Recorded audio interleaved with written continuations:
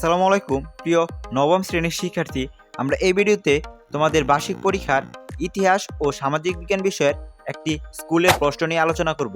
শিক্ষার্থী, এই প্রশ্নটি যদি তুমি প্রথম থেকে শেষ পর্যন্ত মনোযোগ সহকারে দেখো এবং ভালোভাবে সলভ করতে পারো, তাহলে তোমার বার্ষিক পরীক্ষায় এই প্রশ্ন থেকে অনেক কিছু কমন আসবে। শিক্ষার্থী, এই প্রশ্নটি এনসিটিভি থেকে প্রদত্ত নমুনা প্রশ্নের আলোকে তৈরি করা হয়েছে। শিক্ষার্থী, আর কথা না বাড়িয়ে চলো মূল ভিডিওটি শুরু করি। মূল ভিডিওটি শুরু করার আগে তোমার কাছে একটি অনুরোধ রইল, অবশ্যই মূল্যায়ন একাডেমি চ্যানেলটি সাবস্ক্রাইব করে পাশে থাকা বেল আইকনটি বাজিয়ে দিও এবং ভিডিওতে একটি লাইক কমেন্ট করো।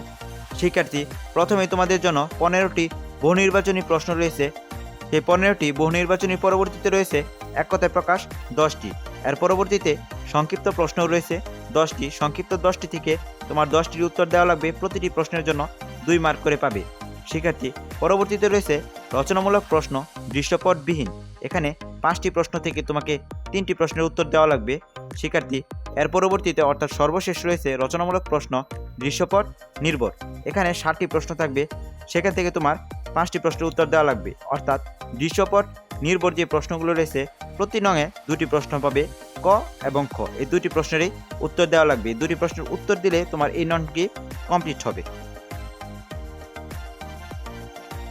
শিক্ষার্থী, আশা করছি প্রশ্নটি বুঝতে পেরেছো। এখন ভালোভাবে প্রশ্নটি দেখে নাও এবং তোমাদের পরীক্ষার শুভকামনা জানিয়ে আমি ভিডিওটি এখানে শেষ করছি।